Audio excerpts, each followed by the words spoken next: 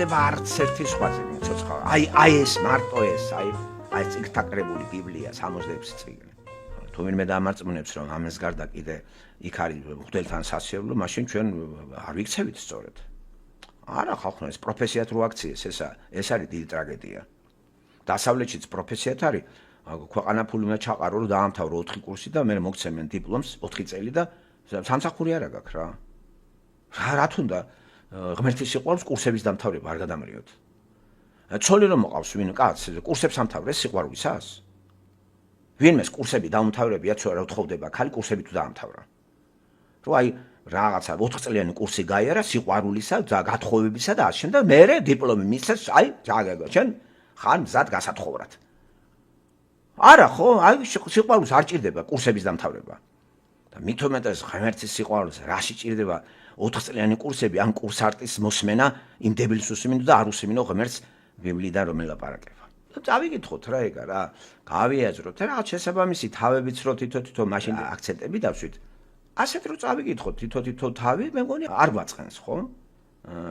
ყოველდღიური შეხვედრის დრო და ეს სასწაული ხდება, როგორ ხდება ჩვენი გულისა და გონების გაფორმება ამ სიტყვის მეშვეობით. ახლა ისე არისტოტელე კი არა რა თქვა რომ გონება არ იცვლება, არისტოტელეს ეკუთვნის რომ გონება არ იცვლება, აფერ არ იცვლება გონება, მაშინ მეტანოია რა არის.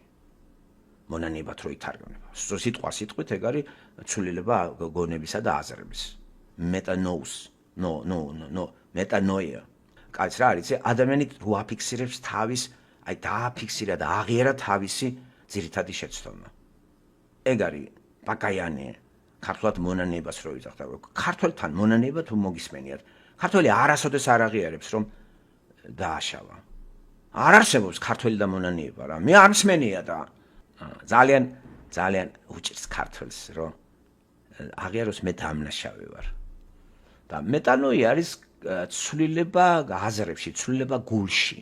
და ამას ღმერთი აკეთებს თუ გამოცვლა არ შეიძლება, ესე იგი არ შეიძლება დაბადებაც. მაშინ ტყუილი ყოფილა ესა. არისტოტელეს ვაპატიოთ ახლა ეს არც ქრისტეს შეხვედრია და არც ბიბლია იცოდა მაგან ხო. იგი ადამიანური შესაძლებლობების სერწმენა უფრო ქონდა და წერდა და ძლიერი გონება ქონდა. არც კი იცოდა ეს გონება ღმერთმა მისა. თუმცა ღმერთს არ უარყოფდა, მაგრამ მისი ღმერთი ესე, ავიც აბსტრაქტული ღმერთი კიდევ ისრად უნდა ხო. ცალკე არის და მე არ აღიარებდა სულის უკვდავებას ხო.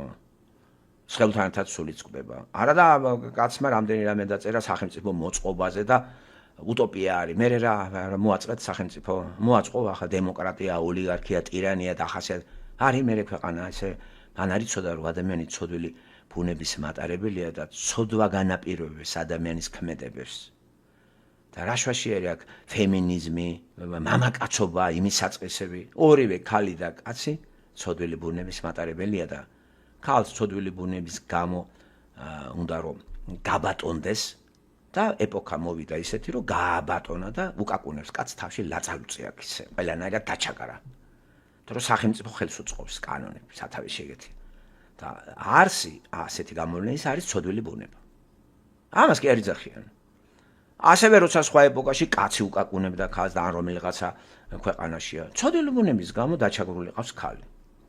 და იგი შინაგანად აი ესეთი ჩაკლული მოჯაყი არის და როგორც კი პირობები მიეცება აფეთქდება. აკი მუსულმანი ქალები რომელიც იჩაგრებიან ირანში, აქ რო გადამოდიან თავშობილობაში არიან, ჩემო კარგებო. იქ ხო იყო მორჩილი.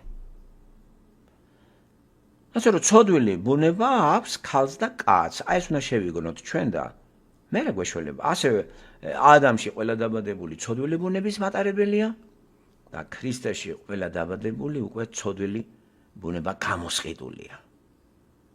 ქრისტეში დაბადებული კაცი და ქალი აი ესენი უკვე ჰარმონიაში აღდგენილი არიან და ღმერთის მითითებით არის ერთიც ქალი და მეორე კაცი.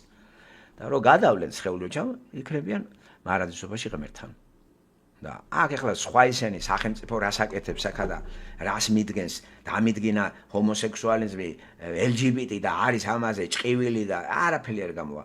არ მივაქციოთ მაგას ყურადღება. აქ ეს აღთუ წელი ღვთის წყალობით გვაქვს. არც ერთ ეპოქას კიდევ ვიმეორებ ასეთი რაოდენობით თავის ენაზე ღმერთის სიტყვა არ ქონია. იყვნენ ადამიანები რო არცელებდნენ.